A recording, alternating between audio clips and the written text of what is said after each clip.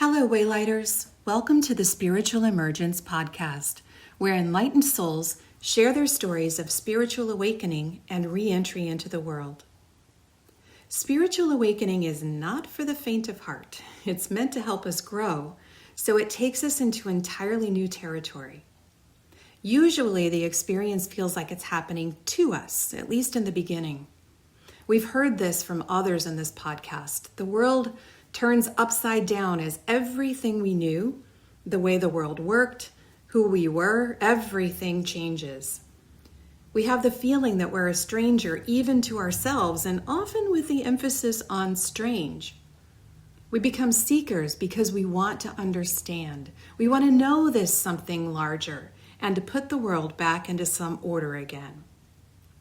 But today we meet Gianna, who enters this conversation from the other side. Gianna is married, mother of two, with a sense of humor, a good heart, and a strong career. She's also a recovering alcoholic, and she leads an Alcoholics Anonymous group. She talks about the struggle of working a program whose most basic tenet is that there's a higher power when the only belief system about God that she knew didn't make any sense to her. So Gianna's been on a long time quest to have an awakening experience, and the deep purpose, the guidance, and comfort that connection with the divine can bring. Here is Gianna's story. I was raised being taken to church on Sundays, and it was just what we did. What we were taught in church and Sunday school was that if you didn't believe in Jesus Christ, then you weren't going to heaven. Right. And just really could never add that up as a child, and kind of went back to those things as an adult.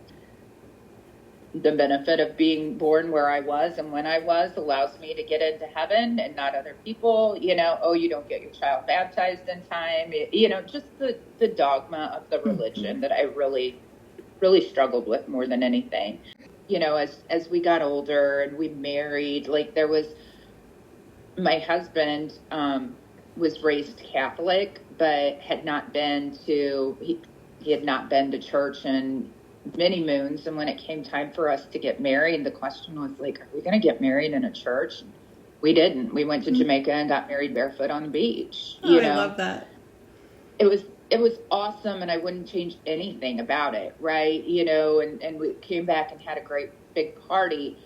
But that's just kind of the level of what our religion was in our lives, right? And then we had our son, and he was born early. I had been going into preterm labor, and he was early, and when he was born, he had fluid in his lungs. They took him in a helicopter, and we followed that helicopter until about halfway there, and I lost sight of it. When we got there, he's hooked up to, just tubes, and I was convinced that he was dying.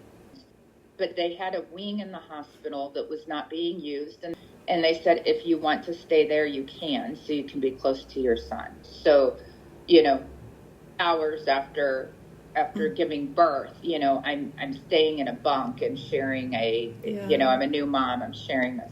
And he was in there for 11 days, and I was devastated the entire time. I could not leave his side without just bawling.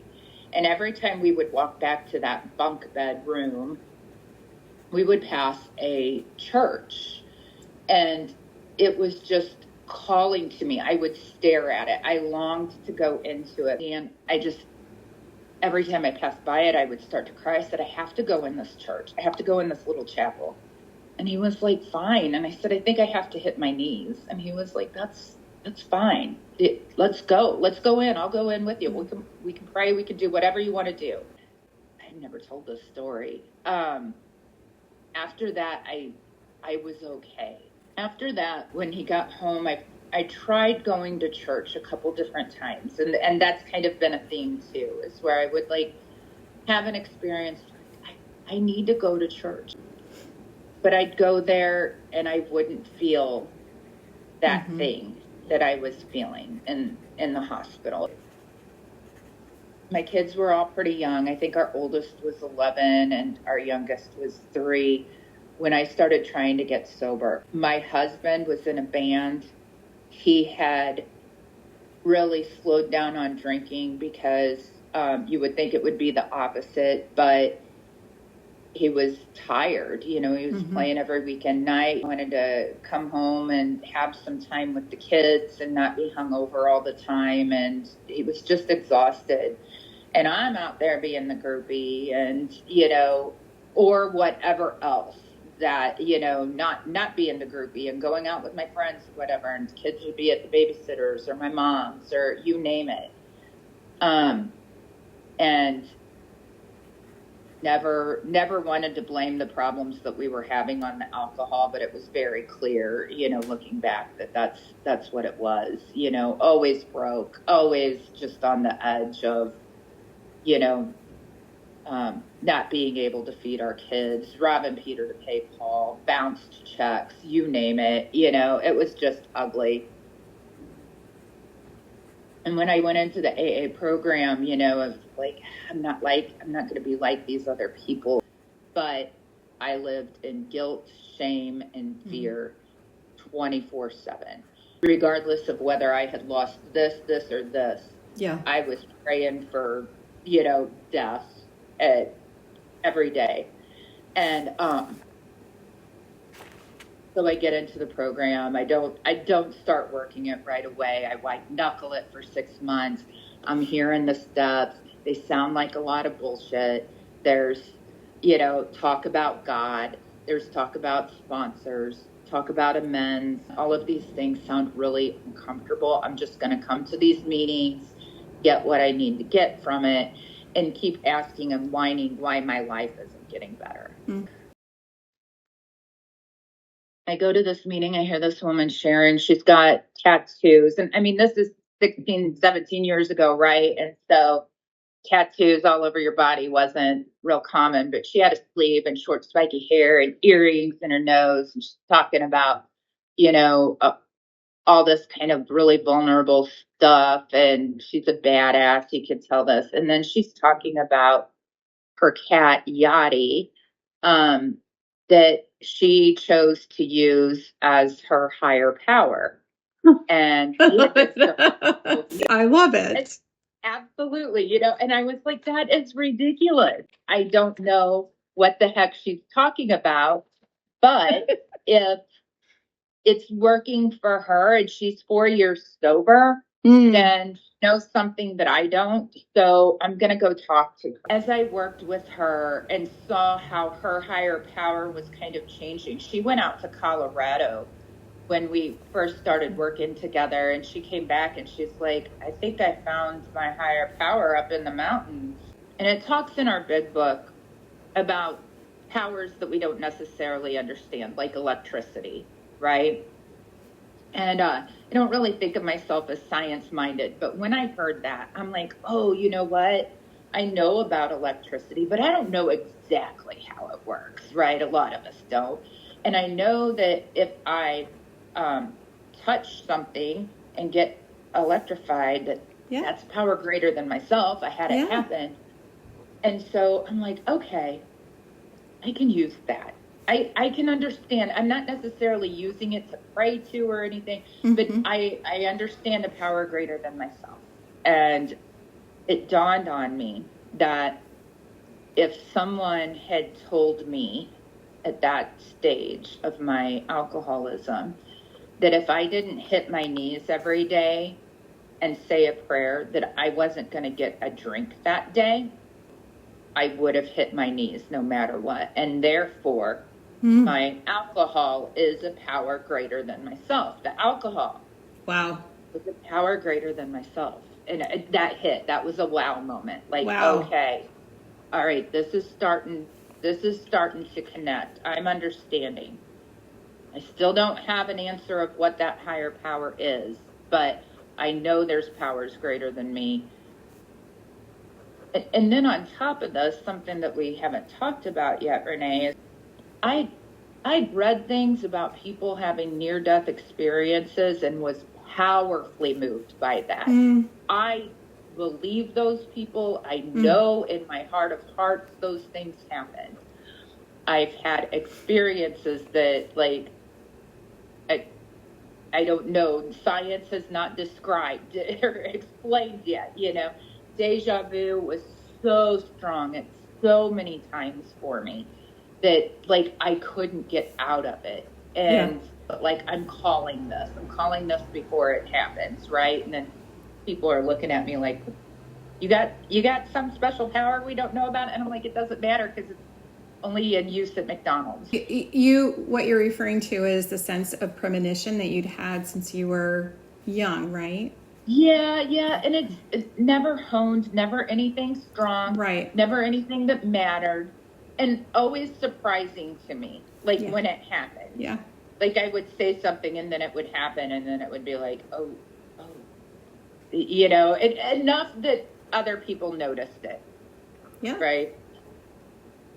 So there's all of this, and then there's my lack of kind of belief in what the Bible says, and the you know, parts of the religion that I don't really agree with, you know, but I'm not allowed to not agree with. And so just always kind of struggled with that. And due to this day, you know, this is truly a part of a bigger journey for me, because I don't have any answers. I've never came to a place where I'm like, oh, this is it. Throughout my program of recovery, the one thing with this doubt that has always been there, that my sponsor would ask me over and over again, you know, like when I'm starting to pray, do you have the willingness? Do you have the willingness to believe that something is out there? Yes. Even if I don't have the willingness, I can pray for it, you know? Yeah. And I do believe in energy. I believe in positive energy. I believe in negative energy. And I believe that my praying, whether that brings it from within or without, does have results, right? And that has grown over time. But I've always had the willingness. When I was about a year sober and I had worked at the steps and I still wasn't super comfortable, I still lived in a lot of shame and guilt. This girl gets thrown into my life as a sponsee, and she is a mess. She's just this doll of a girl, comes from this nice family, and she is one of the worst drunks that I've ever met in my life.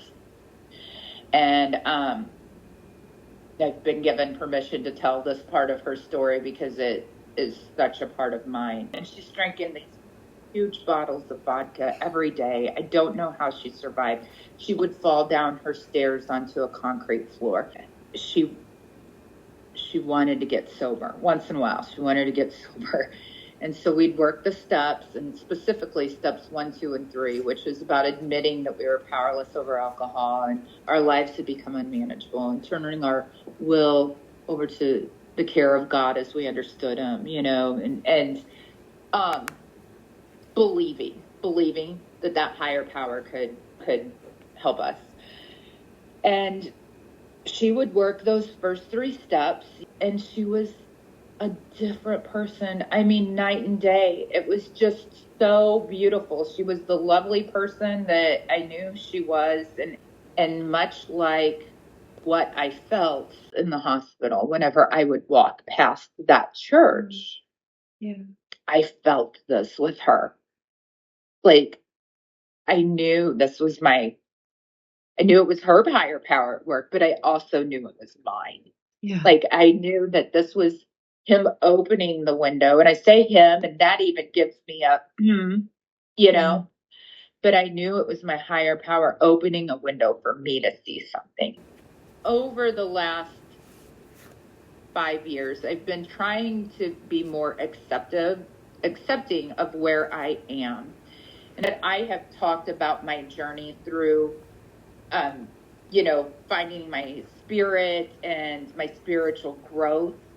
And some people took offense to that. I was so shocked by this. I have never said anything negative about any religion to any of these people. I think they have their places. I think they do good things. Whenever someone comes to me and is angry about religion, I'm like, let's look at what they do right, and so that came as a shock that a few of these people thought that I was bashing their religion, rejecting their religion, and that they felt uncomfortable being around me or hearing that part of my story. And it was hurtful, but it was also the turning point that solidified that it was time for me to move away from the home group that I had been a part of for 15 years and find some other people. We went a year and a half ago. I started a women's meeting with one of my sponsees. We do a candlelight meeting.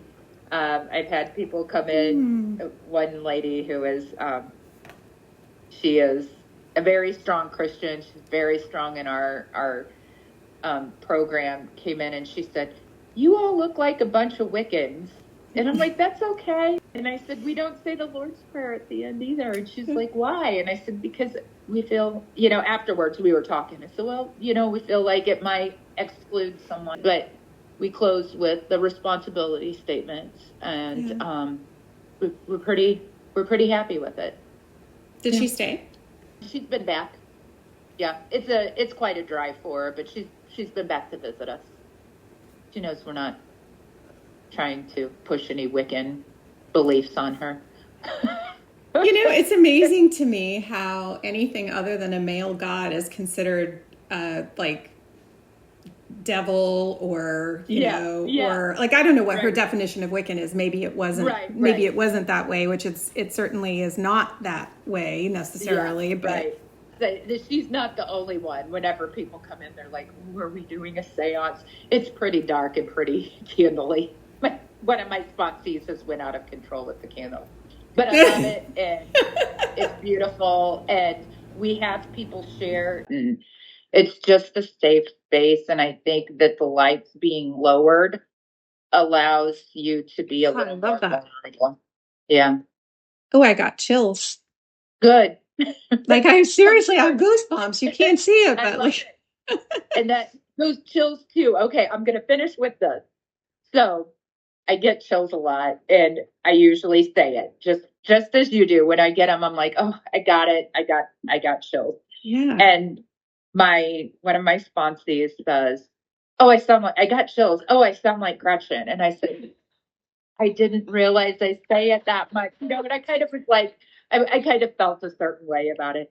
She was like, "No, I love it because I don't get them." And she goes, "And I know those are your God moments." And I'm like, "They are." I had the same thought when I was like, "But you say that you don't have those, I know.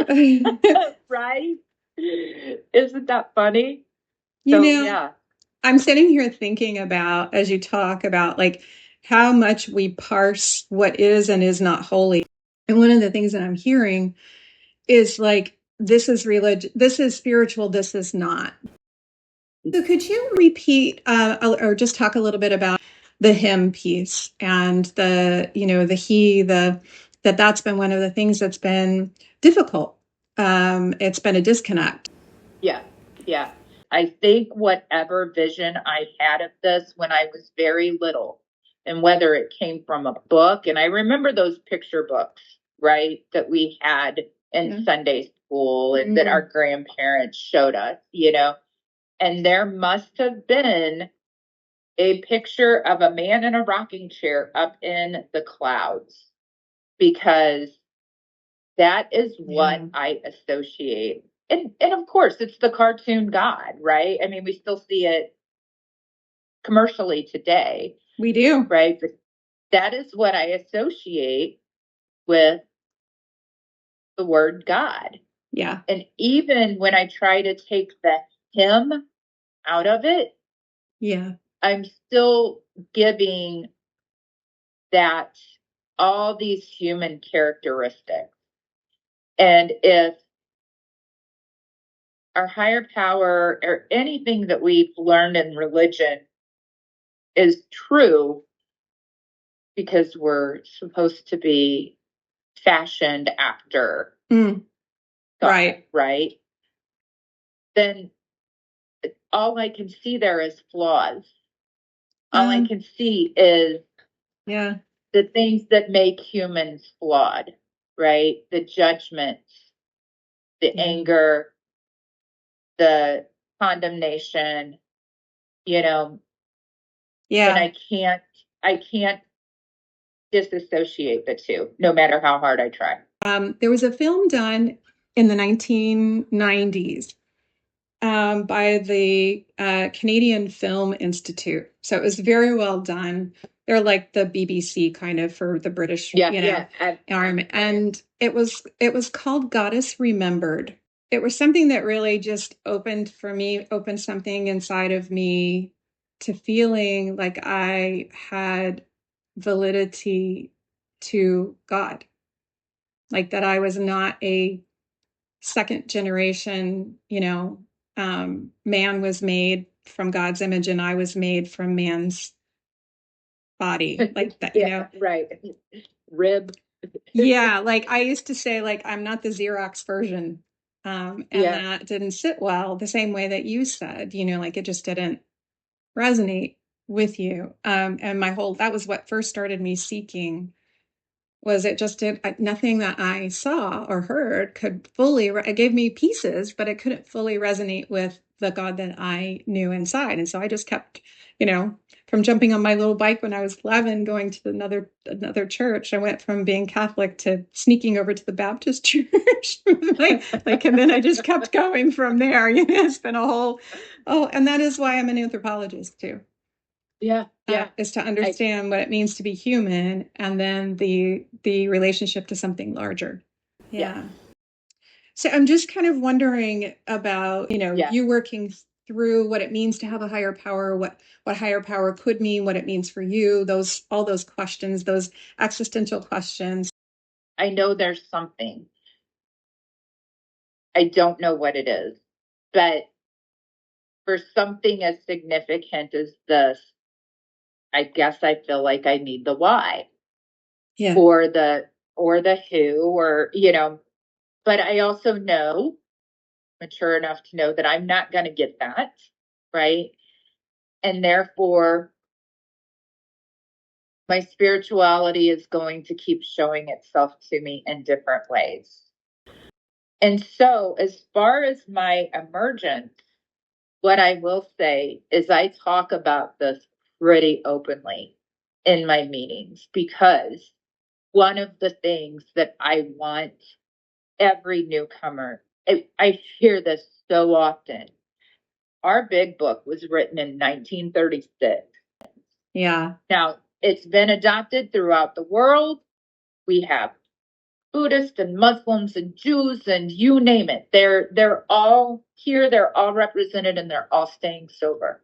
Yeah. But when people come into this program and we start talking about God, you can see their eyes glaze over. Mm-hmm. And so when I tell my story, so important for me to tell them that, look, my higher power might not look like yours. And this was the journey that I had to go through to get here, and I'm still learning.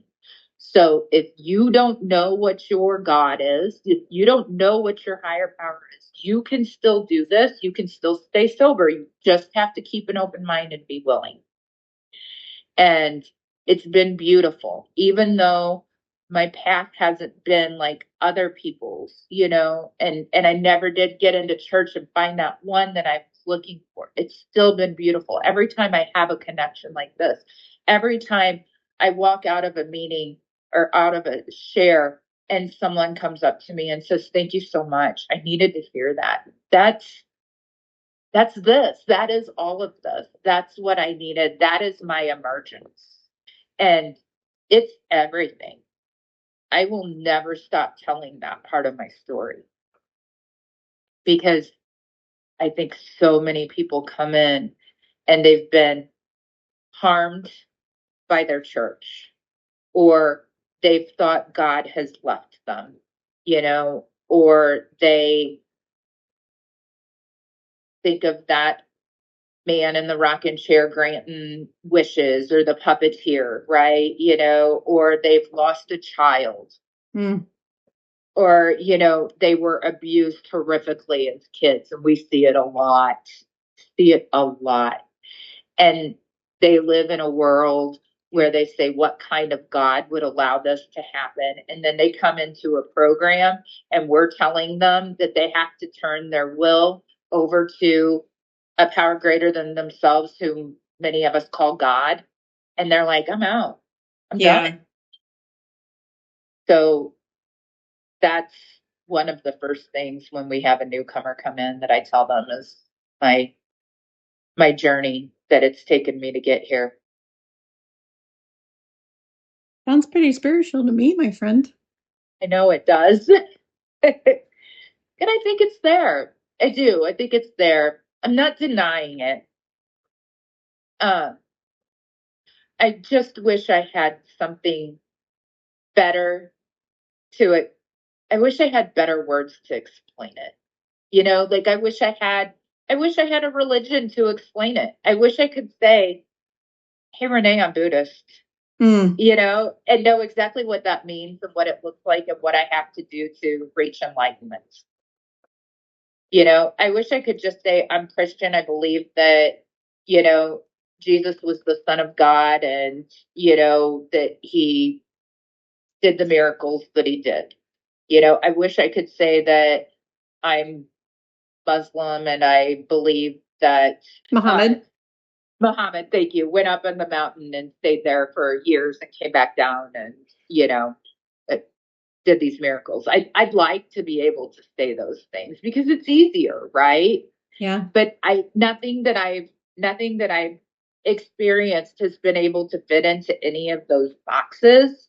Yeah. And that's, maybe where my struggle comes into it. I understand your loneliness in a way. That's the word. And I don't mean to impose it on you, but there is good. I think one of the things that you are saying that I'll just say it for myself that resonates with me is that when you can't reference that frame of thought, like this with one little shorthand, people can just kind of get something that's very important to you and understand how you orient to life and how you orient to yourself and to them. And, there's just so much that one little thing can encapsulate. And yes, you may have different experiences and you may have different emphases, but you share a fundamental something underneath and they can kind of get where you're coming from. Yeah. That's a great way to describe it. Yeah. And there is a loneliness, and I would say also sometimes a fatigue with not having that. I've learned to articulate what's important to me, and what I experience in meaningful ways that don't reference religion or spirituality. And that is my way of being true to myself and also being an honest person, because I don't like the sense of not being transparent with someone. It's not that I need to go out and tell everybody. I don't, not an evangelist, but I also don't like the sense of hiding something. And yet, when all is said and done, I have hidden my abilities and my, I guess, like in the past, we'd call them mystical experiences or ecstatic experiences or just direct communication. I have been ashamed and I've had fear because of that. Yes. I don't tell people. I even still have a hard time saying, I don't think I'm Christian. Like that feels like blasphemy. Right. The word blasphemy is part of this, right? Yeah. And so like I still struggle with that as in my explanation, and so I feared for all the time that everybody else is going to heaven and I'm not. Loneliness, fatigue, and depression is just, wow, that means a lot. that means a lot. I so appreciate you. Thank you. I appreciate you too. Thank you for listening too. That was really was good. This concludes this episode of the Spiritual Emergence podcast, where we heard from Gianna about her longtime quest to connect with her higher power.